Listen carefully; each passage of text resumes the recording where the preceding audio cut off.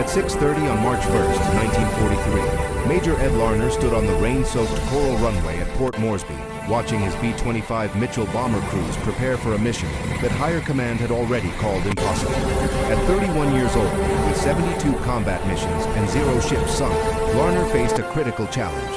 The Japanese had dispatched 8 troop transports and 8 destroyers from Rabaul, carrying nearly 7,000 soldiers to reinforce their garrison at Leh. American intelligence had intercepted the convoy's departure. Every transport that reached Leh meant another division the Allies would have to dig out of the jungle with blood. Larner's problem was straightforward. Traditional bombing from 10,000 feet gave ships too much time to maneuver. Japanese captains watched American bombers climb to altitude, calculated the bomb trajectory, and turned their vessels away from the splash zones. 5th Air Force B-17s had been trying to hit Japanese convoys for 8 months, with a hit rate of just 3%. Most bombs exploded harmlessly in empty ocean while the ship steamed on. The mathematics were brutal. A 1,000-pound bomb dropped from altitude took 37 seconds to hit the water. In those 37 seconds, a destroyer traveling at 30 knots covered 380 yards, more than 3 football fields. The bombardier aimed at where the ship was. The E bomb hit where the ship used to be. Larner had watched it happen mission after mission. Bombers would return with perfect bombing photographs showing tight patterns around the ships. Around them, never on them. Crews reported direct hits that turned out to be near misses. The Japanese kept sailing. American bomber losses kept climbing. His squadron had lost 4 aircraft in the past month trying to hit convoys, 40 men. The Japanese shot down high-altitude bombers with methodical precision. Their gunners had time to track the approach, calculate the lead, and bracket the formation with flak. By the time bombs fell, half the squadron was off and burning. General George Kenny, commanding 5th Air Force, had proposed something that sounded insane to every pilot who heard it. Skip the bomb across the water like a flat stone, fly in at 50 feet, release the bomb 300 yards out with a 5-second delay fuse, let momentum carry it into the ship's hull. The bomb would skip once, maybe twice, then detonate on contact or just under the waterline. The theorists said it would work. The pilot said it was suicide. Flying a twin-engine bomber at 50 feet above ocean, swells straight at a ship bristling with anti-aircraft guns, violated every survival instinct Larner had developed. Japanese destroyers carried 127mm main guns, 25mm machine cannons, and dozens of lighter weapons. All of them could track a bomber at that altitude. One solid hit to an engine, and the B-25 would cartwheel into the sea before the crew could blink. Higher command had banned the tactic twice. Too dangerous, too experimental, unproven. Larner's request to practice skip bombing had been denied in December and again in January. The official response called it reckless disregard for equipment and personnel. Air crews needed to focus on proven high-altitude tactics, but high-altitude tactics weren't sinking ships. Larner walked to the operations tent and spread reconnaissance photographs across the planning table. The Japanese convoy had been spotted at dawn, steaming southeast through the Bismarck Sea. 8 fat transports in 2 columns, destroyers screening the flanks. Every ship packed with soldiers, artillery, ammunition. If those transports reached Leh, the war in New Guinea would grind on for another year. He had an idea that would either vindicate Kenny's faith in low-altitude attacks or get 60 American air crews killed before lunch. The convoy would pass within striking range at 0900. 3 hours to prepare, 3 hours to teach his pilots to fly like they'd never flown before. Larner called his squadron leaders to the tent and laid out the plan they'd been forbidden to practice. The B-25. Mitchell wasn't designed for what Larner was asking. The bomber had been built to hit targets from medium altitude with a level bombing approach. Its twin Wright Cyclone engines could push it to 300 mm in level flight, but that speed meant nothing if Japanese gunners had 30 seconds to track the approach. Kenny's modification changed everything. 5th Air Force mechanics had ripped out the bombardier position in the nose and installed 8 50-caliber machine guns pointing forward, 4 in the nose, 4 in blisters on the fuselage sides. The B-25 had become a flying gun platform that could put 200 rounds per second into a target. The theory was simple: suppress the ship's anti-aircraft guns with machine gun fire during the approach. Give the gunners a reason to duck. Make them choose between returning fire and surviving. Larner had watched mechanics bolt the guns onto his aircraft 3 weeks earlier. The modification added 200 pounds. It shifted the center of gravity forward. It turned his bomber into something between an attack aircraft and a maritime strike fighter, something that had never existed before. The practice runs had been conducted in secret. Kenny had found a wreck called the Pruth, a 4,700-ton steamer that had run aground on Nader Reef near Port Moresby in 1924. The rusting hulk sat half-submerged, a perfect target. Larner's crews flew practice runs at dawn and dusk when the light was bad and observers were few. They learned to skim the wave tops. At 270 mm, they learned to time the bomb release. They learned what happened when you got it wrong. Lieutenant Jake Fawcett had gotten it wrong on February 16th. He'd come in too high, 70 feet instead of 50. The bomb had skipped twice, cleared the Pruth entirely, and detonated 300 yards beyond the wreck. Fawcett's bombardier, Sergeant Mike Russo, had recalculated. Lower, faster, closer release point. The next run, Fawcett came in at 45 feet. The bomb skipped once and slammed into the Pruth's hull just below the waterline, right where a ship's magazine would be, right where one bomb could detonate 1,000 tons of ammunition and blow a destroyer in half. But the Pruth wasn't shooting back. Larner spread the reconnaissance photos across the briefing table and pointed to the lead transport, 800 feet long, displacing 10,000 tons, capable of carrying 1,500 troops, the convoy's flagship. Every officer in the tent knew what was at stake. Japanese reinforcements had turned Buna into a 6-month nightmare that had cost 5,000 Allied casualties. Leh would be worse if those transports unloaded. The mathematics of skip bombing required precision. Most bomber crews had never attempted. Approach altitude, 50 feet above the water. Approach speed, 270 mph release point, 300 yards from target. Bomb trajectory angle, 8 degrees. Delay fuse, 5 seconds.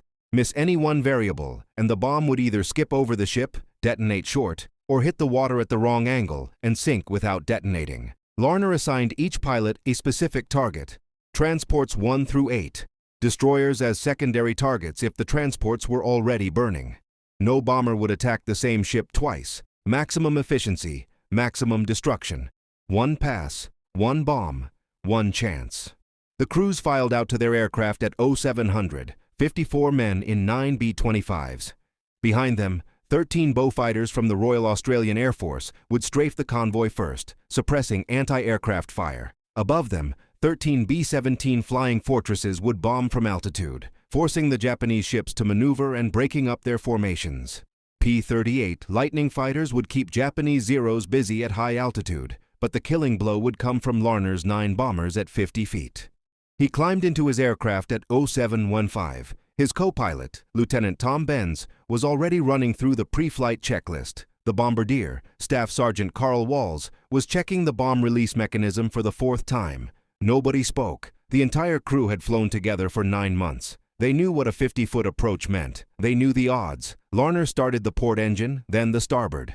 The right cyclones caught and settled into their familiar roar. Around him, 8 other B-25s were winding up. The formation would take off in flights of 3. Larner's flight first. Stay low over the water the entire way. Japanese radar couldn't track aircraft below 100 feet.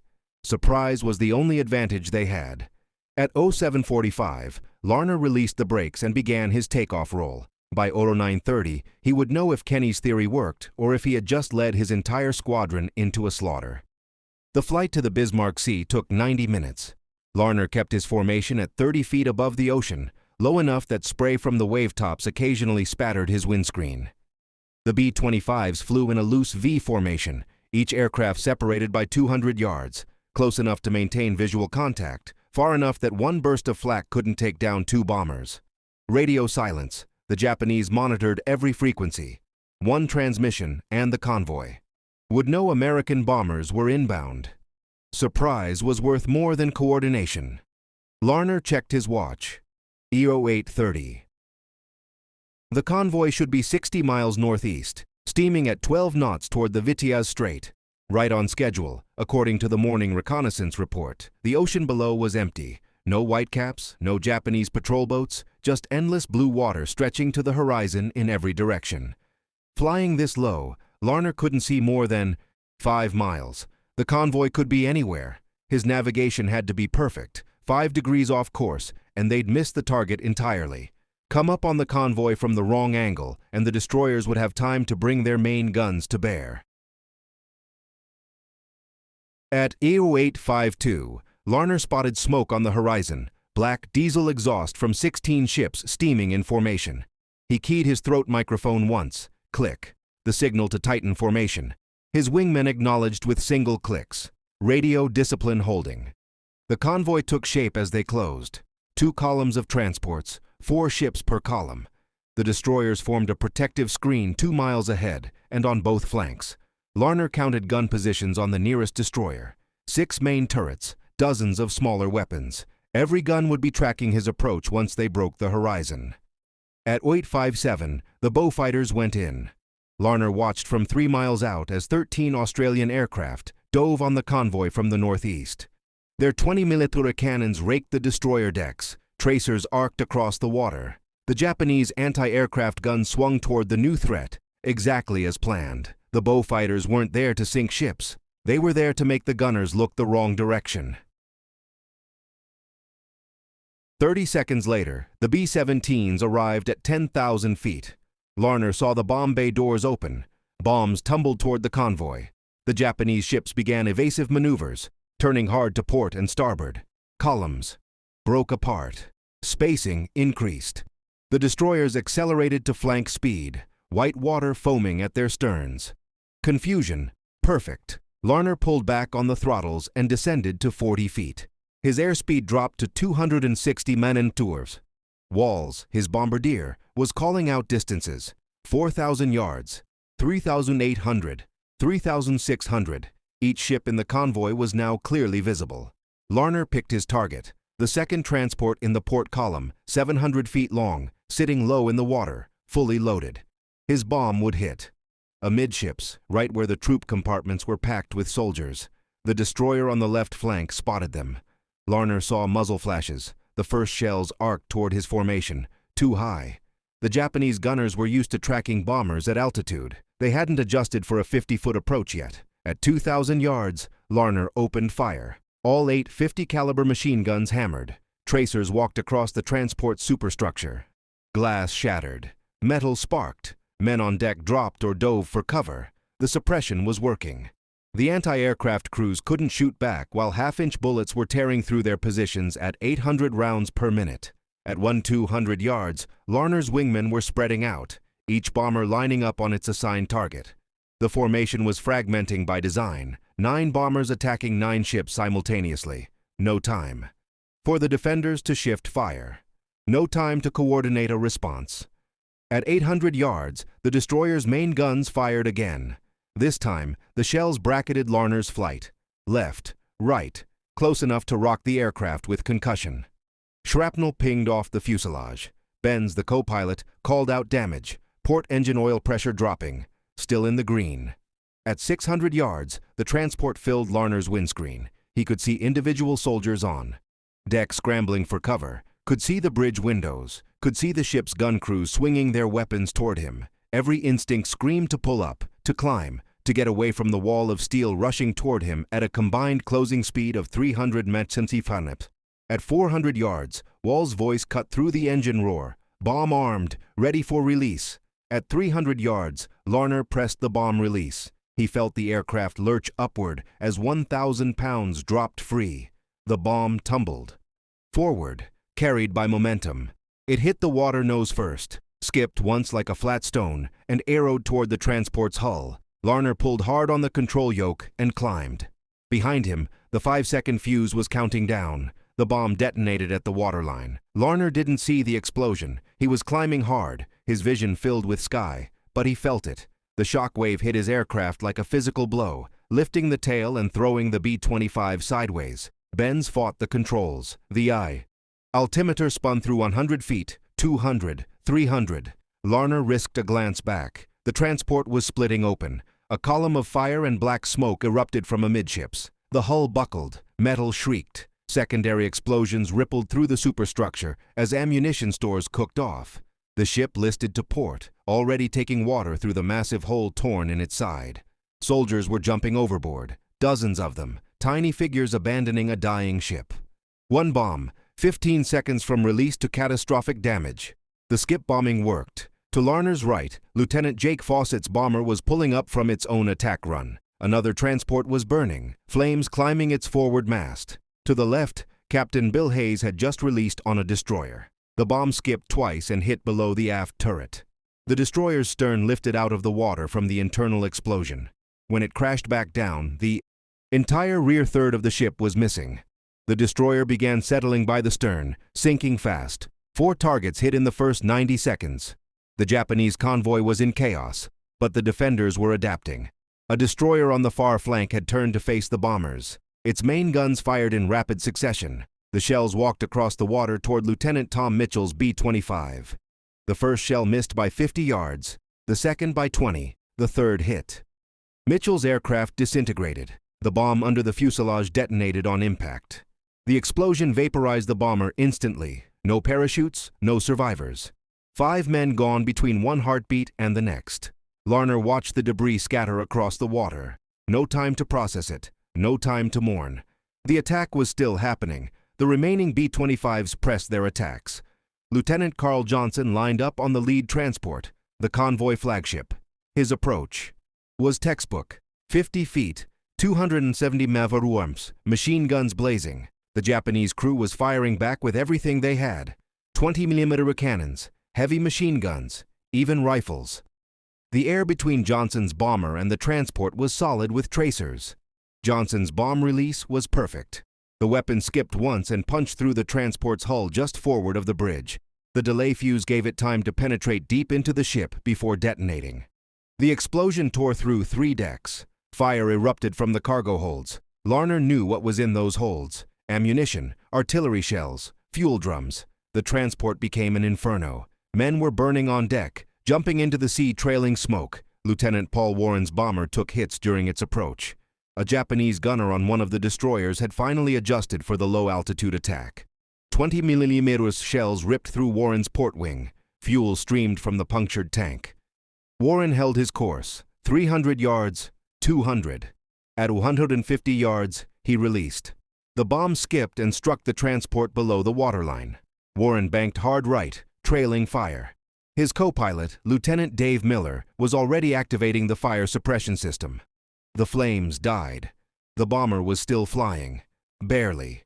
6 transports burning or sinking. 2 destroyers damaged. 1 B-25 lost.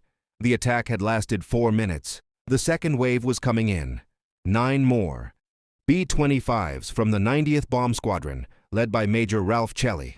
They'd watched Larner's attack from 5 miles out. They knew the tactic worked. They knew the cost. Chelly's formation spread out, each bomber selecting a target from the ship still afloat. The Japanese were ready this time. Every gun in the convoy was tracking low. The destroyers had formed a defensive line, their main batteries firing in coordinated volleys. The provided transcript cuts off here. The historical outcome of the Battle of the Bismarck Sea saw all 8 Japanese transports and 4 destroyers sunk over March 3 of 4, 1943, with massive troop losses and minimal Allied aircraft casualties.